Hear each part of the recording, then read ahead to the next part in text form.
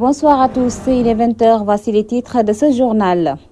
Idrissa Seck, patron de Manko Taxawu Sénégal, une donne mi-figue, mi-raisin. Si politiquement cela peut prospérer, sociologiquement ce sera une pilule difficile à avaler pour les Sénégalais. Une vision de Ludovic Rosner. Bamba Tchalen ne croit pas à l'émergence prônée par le président Macky Sall. Cette localité du département de Koumpentoum est dans les ténèbres. Ni d'électricité, ni de pistes, encore moins d'emplois pour les jeunes. Ces difficultés listées par le coordonnateur du mouvement Action Résultat. Et puis notre reportage du jour porte sur l'utilisation excessive du café Touba après la découverte d'une usine de fabrication de faux café Touba. Certains Sénégalais sont apeurés et les autorités sanitaires sont sur les qui-vive. Voilà pour le sommaire.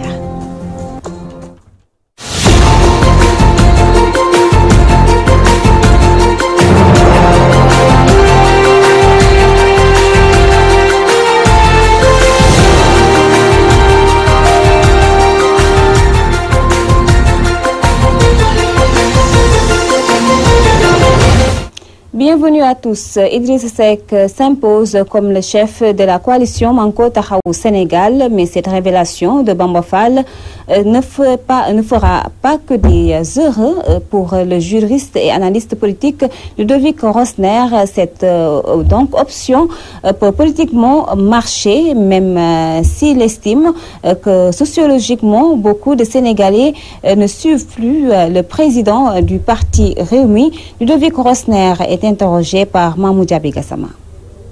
J'ai deux opinions. L'une est positive, l'autre l'est un peu moins. L'opinion positive, c'est que Manko Taxawu Sénégal a enfin compris que la logique du pouvoir actuel, c'est d'écarter tout candidat sérieux au présidentiel. Karim Wade est exilé alors qu'il est candidat. Khalifa Sall, étant le maître de Dakar, certainement sera emprisonné et sortira après les élections de 2019. C'est parce qu'ils l'ont compris qu'ils ont décidé d'anticiper pour trouver un candidat de rechange si jamais Khalifa Sall est emprisonné. Deuxième chose, si on regarde un peu l'échiquier politique, Idrissa Seck est quand même l'un des grands ténors de l'opposition. Idrissa Seck a accepté, ce qui n'est pas rien compte tenu de de son arrogance, de se ranger derrière Khalifa Sall dans une coalition. Donc de ce point de vue, choisir Idrissa Seck comme candidat de rechange, c'est logique du point de vue de la politique. Mais l'opinion moins positive que j'ai, c'est que ce ne sont pas les calculs politiques qui mettent quelqu'un au pouvoir. Ce n'est pas un deal entre Taxawu Sénégal et Idrissa Seck qui va faire qu'Idrissa Seck soit président. Parce que ce n'est pas le deal qui vote, ce sont les populations qui votent. Je vous l'annonçais dans les titres, piste électricité, financement pour les femmes et emploi des jeunes. Ce sont les fortes attentes des populations de Bamba Tchalen. Cette localité du département de Koumpentoum manque de tout, des difficultés constatées par le coordonnateur du mouvement Action Résultat, Pape Moustapha Ndiaye Alassane Diallo. Bamba Tchalen, localité située dans le département de Koumpentoum, manque presque de tout. Le coordonnateur national du mouvement citoyen Action Résultat MCAR a mis à profit sa tournée pour le décrier et le faire savoir à la face du monde. Nous, notre mouvement, c'est un mouvement qui s'est engagé pour aller vers les populations qui souffrent, particulièrement les populations qui ne sont pas considérées comme des Sénégalais à part entière. Bamba Tchalen fait partie des zones qui sont abandonnées, qui sont laissées en rade. Il n'y a ni électricité, ni infrastructure, ni route. C'est dire que les échos du programme Sénégal émergent PSE et du programme d'urgence de développement communautaire PUDC n'ont pas résonné dans cette localité et ses 24 villages, regrette Pape Moustapha Ndiaye qui parle de théorie autour de ces programmes. Ce qui est regrettable, c'est que nous avons constaté à Bamba Tchalen que ici les populations vivent un Sénégal énervant au lieu de Sénégal émergent. Énervant pourquoi? Parce qu'il leur manque l'essentiel, le minimum. même, je dirais, parce que ils sont dans l'obscurité totale. Les femmes n'ont pas de revenus, les jeunes n'ont pas de travail, les vieux n'ont rien, sont dans le désarroi, sont à l'antiquité, j'ose dire. Le programme Sénégal émergent également et PUDC, de toute façon, c'est une théorie, comme un peu partout d'ailleurs. Pour Pape Moustapha Ndiaye, il faut imputer ces souffrances des populations aux différents ministères en charge d'exécuter les programmes de l'État, non sans dénoncer le silence du président Macky Sall. Je fais un signal au président de la République pour lui demander de veiller davantage à l'exécution de ces programmes-là, dans la mesure où entre ce qui est écrit dans les rapports qu'il reçoit et la réalité du terrain, il n'y a pas faute. L'exemple de Bamba Tchalen est un exemple flagrant. Donc je demande au président de se méfier des pourcentages d'exécution qu'il reçoit chaque matin venant de ces ministères ou de ces services centraux. Ce que je suis en train de dire, c'est à vérifier. Il n'a qu'à venir lui-même à Bamba Tchalen et il va constater à vue qu'il n'y a rien. Les femmes de cette contrée, qui attendent toujours des financements de l'État, ont été initiées à une session de formation. Ce qui explique cette session de formation, c'est que nous sommes un mouvement citoyen. Notre ambition, c'est d'encadrer et d'accompagner les populations pour un développement endogène, c'est-à-dire compter sur eux-mêmes pour aller vers le développement. Alassane Diallo, Bamba Tchalen, Radio-Télévision Walfadjri. Alassane Diallo, les prochaines élections locales sont prévues en 2019, mais à Louga, une candidature est déjà annoncée, donc lancée plus tôt. Cadre à la retraite, Badara Gaye a décidé de briguer le fauteuil de maire de la capitale du Niambour. Il propose aux populations un projet dénommé Entrée de Louga à l'ère donc des temps modernes. Oumar Kéré.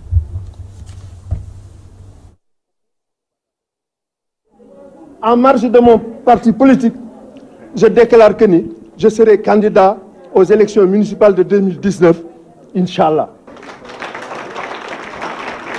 Ces propos sont de Badara Gaye, cadre à la retraite à la sauvegarde de l'enfance, de l'adolescence et des adultes en France et ancien directeur du service spécialisé en insertion sociale, encadrement des jeunes en grande difficulté, entre autres. Il se dit prêt à faire décoller la commune de Louga qui, selon lui, demeure une grosse bourgade rurale, faute de bons dirigeants. Franchement, il y en a marre. Comme d'une fatalité, notre ville est vouée à l'image d'une ville rurale. Voilà, je ne sais pas si ça existe, le concept de ville rurale, mais on est, comme je l'ai dit tout à l'heure, une grosse bourgade rurale. Donc, il est temps d'inculquer à la ville, ou en tout cas de proposer un projet qui tient la route. On nous prend pour des indigènes, je suis désolé. On vient, on nous fait voter, on nous balance quelques liasses de billets de banque.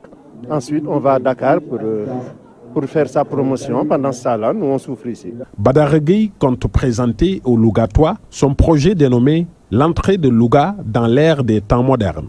Une manière, selon lui, de faire sortir la capitale du Niambour de la ruralité.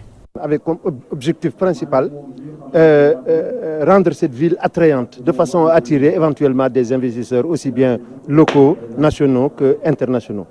J'appelle tous les partis politiques, de n'importe quel bord qu'ils soient, je les appelle tous les mouvements citoyens, toute la société civile, à me rejoindre pour participer à cette œuvre-là, à l'entrée de Louga dans l'ère de temps moderne. Socialiste et partisan de Khalifa Sall, le désormais prétendant à la mairie de Louga dit être en phase avec ses camarades socialistes dans son nouveau challenge. Il n'y a pas d'ambiguïté. J'ai été amené à demander à mes collègues socialistes pro-Khalifa, j'ai été amené à leur demander de prendre du recul en ce qui me concerne. On en a longuement discuté, on est tombé d'accord. Cette prise de recul-là me permet surtout d'aller jusqu'au bout de mes convictions. Je ne dis pas que cela ne soit pas compatible avec le fonctionnement d'un parti politique, mais difficilement. Badara Gaye a été aussi basketteur professionnel dès 1972 en France, où il a vécu pendant 38 années. Il dirige maintenant un club de basket dénommé Atlantic Basket Club, dont il est le fondateur. Oumar Kairé Louga, Walfadjri. Omar Kairé cap maintenant sur la commune de Tivaouane Peulh Niague où l'eau reste la priorité des priorités. Les autorités municipales l'ont fait savoir en marge d'une cérémonie de présentation de bilan devant les acteurs au développement. Elles ont aussi dégagé donc les perspectives pour le développement de la localité, nous dit Najib Sagna. La commune de Tivaouane Peulh Niague a réuni tous les acteurs au développement pour discuter. La discussion a tourné autour de l'évaluation de l'année écoulée et des perspectives. Au niveau du terrain de football de Niague, nous avons donc clôturé le terrain de football, nous allons réaliser la grille de protection. Au niveau de Niague aussi, nous avons démarré la construction du marché de Niague. Au niveau de Tivaouane Peulh, nous avons réalisé de l'adduction d'eau. Au niveau de la population qui se trouve au niveau des villages de Denis Guédnor, Bono, Boker Marembang, nous avons en partenariat réalisé une voie sur plus de 2 km pour désengorger, désaxer cette partie-là, permettre que l'axe soit plus opérationnel. Nous avons réalisé des forages, des salles de classe avec des partenaires et en financement propre. Aujourd'hui, je veux dire, si nous devrons faire tout le listing, nous pouvons y ajouter la maison des femmes qui est en train d'être construite au niveau de Tivaouane Peulh. Je pense que la liste est longue et ce n'est pas ce qui manque sous notre magistère. Sur les perspectives, beaucoup de projets sont en cours selon le maire Papis Diop. Beaucoup de perspectives. Déjà, nous voulons que l'accès soit plus facile au niveau des populations. Donc, à Niague et à Tivaouane Peulh, nous ferons des voies secondaires pour permettre à la population de pouvoir se déplacer plus facilement. Nous avons aussi l'intention, au-delà de ce village artisanal qui est fait ici au niveau du lac Rose, aménager les berges du lac pour pouvoir rendre plus attractif le séjour des touristes au niveau du Sénégal et des Sénégalais en général. Nous avons aussi l'intention au niveau de Denis Guédnor d'amener l'eau là-bas parce que l'eau s'arrête présentement au niveau de Bono Boker Marembang. Nous devons faire des aménagements complémentaires avec l'État, naturellement, parce que des aménagements lourds pour pouvoir amener de l'eau dans ce village-là de Denis Guédnor. La nouvelle commune s'agrandit avec ses lots de problèmes, mais la municipalité essaye tant bien que mal de tout régler. Tivaouane Peulh Niague, télévision Alfayda. Najib Sagna, une usine de fabrication de faux café Touba dénichée à Mbebes. Du coup, la psychose s'installe chez les consommateurs. Les autorités sanitaires alertent. Malgré tout, beaucoup de Sénégalais peinent à se passer de ce café, surtout en cette période de froid. Fatou Bintou Diouf. Avec le froid, difficile pour certains de se réveiller sans boire une tasse de café Touba. Certains en consomment même plusieurs fois dans la journée. Les gens aiment tout ce qui est chaud en cette période de froid. Vous n'êtes pas sans savoir que cette période rime avec boire du café Touba tout le temps et ça doit être chaud quand même. Moi, je peux boire du café Touba 6 fois pendant la journée parce que je suis un vrai adepte. Des fois, j'en bois 2 à 4 fois par jour, au plus dans la journée. J'aime le café Touba. Pourtant, beaucoup de Sénégalais ignorent tout de ce café. D'où vient-il? Comment est-il composé? J'achète pas le café Touba moulu et vendu dans les marchés car il y a des rumeurs qui circulent sur la façon dont les usines le fabriquent. Il paraît même qu'ils y mélangent d'autres produits comme le mil et le maïs. C'est pour cela, pour ma clientèle, je préfère le préparer moi-même. Les rumeurs sur le café Touba circulent depuis des années. Le constat est en buvant le liquide, on le sent. C'est pourquoi j'appuie que cette information est avérée. C'est pas normal de mélanger du café avec des produits comme le miel et le maïs. Le mil. Il faut que les gens arrêtent, même si c'est l'argent qui les importe. Sinon, tôt ou tard. Même si certaines personnes reconnaissent que le café Touba vendu, notamment au Dakar, n'est pas sans danger pour leur santé. Avant de me plonger dans la vente du café Touba, je l'achetais comme tout le monde, dans la rue, dans les marchés, entre autres. Mais à chaque fois, je portais mon choix sur la qualité du produit, car la santé est primordiale dans tout ce que l'on consomme. J'entends dire trop de choses sur le café Touba. Peut nuire la santé, mais moi je suis sain et sauf.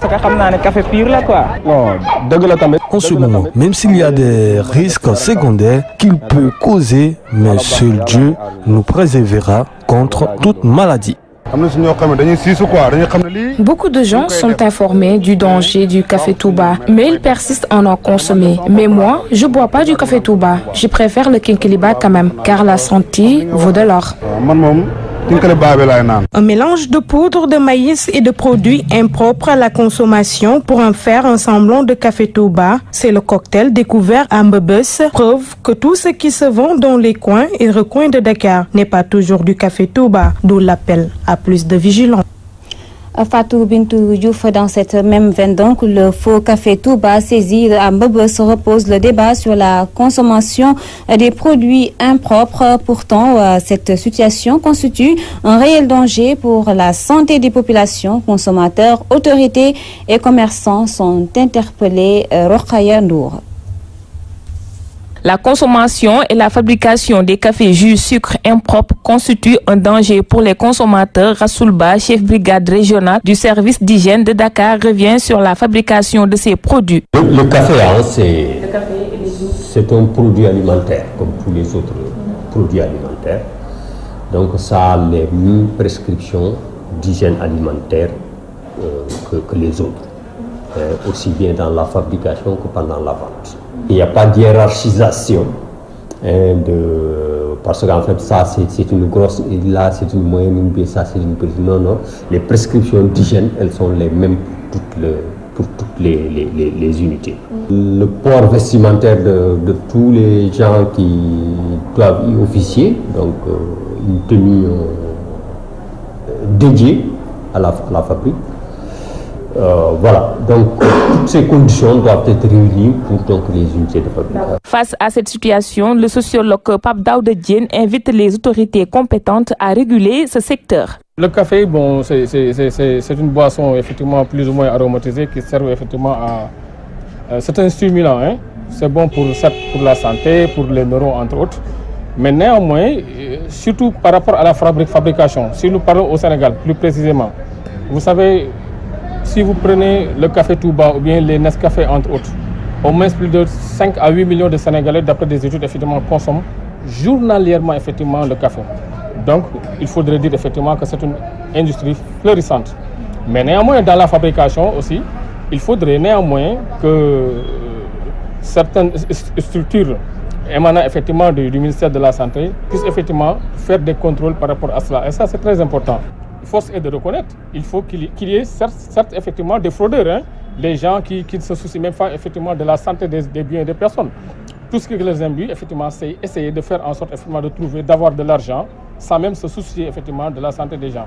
Donc nous lançons encore une fois de plus l'autorité compétente de veiller surtout à la fabrication. Les produits chimiques mélangés avec du café jus, entre autres substances, constituent un danger pour la santé humaine. Vendeurs, ménagères, consommateurs sont tous appelés à bien veiller sur la consommation car la santé n'a pas de prix. Rokhaya Ndour, merci. Nous parlons du CDD du Magal de Mbacké Kadior, édition 2018, une occasion pour les autorités religieuses de soulever les doléances, la santé en souffrance, l'électricité, source de danger pour les usagers à cause de poteaux électriques défectueux. Mamadou Martarsar. Le comité départemental de développement CDD préparatoire du Grand Magal de Mbacké Kadior s'est tenu ce mercredi. Une occasion saisie par les autorités religieuses pour se pencher sur les points essentiels, notamment la sécurité, la santé et le social. Serigne Cheikh Thioro Mbacké est le coordonnateur de ce grand événement religieux communément appelé Juma Dal Oula. Cette rencontre se résume sur 3 points: la sécurité, la santé et le social. Serigne Cheikh Thioro Mbacké a profité de cette rencontre pour soulever un certain nombre de doléances. Beaucoup de poteaux et de fils électriques sont à terre à Mbacké Kadior. Ça constitue un danger permanent pour les enfants. En plus, l'éclairage public fait défaut. C'est pourquoi nous interpellons les responsables de la Sénélec. Nous leur demandons de réagir avant le Magal. Pour le deuxième point, nous demandons à l'AGEROUTE de réaliser la voie de contournement qui s'étend sur 5 km. C'est un vœu du khalife général des Mourides Serigne Cheikh Sidi Makhtar Mbacké. Ils avaient envoyé une équipe l'année dernière, mais jusqu'à présent, les travaux tardent à démarrer. Concernant le centre de santé, vous avez entendu Serigne Bara Lat. Cette structure sanitaire, depuis qu'elle a été construite par le président de la République, elle n'a pas d'équipement. Il n'y a absolument rien. On a comme l'impression que nous avons une case de santé. C'est pourquoi nous demandons au ministre de la Santé de réagir.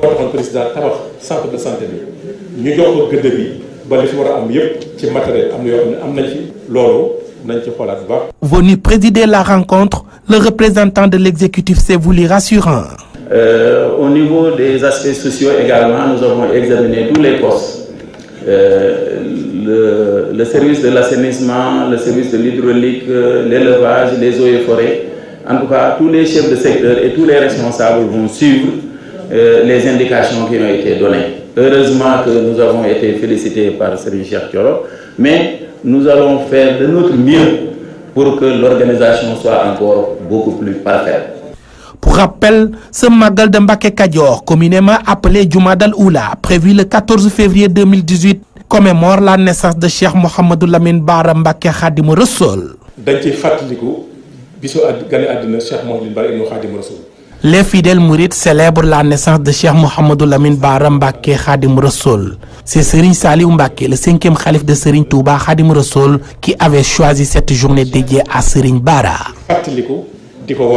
Touba Mbacké, Mamadou Makhtar Sarr pour la radio-télévision Walfadjri.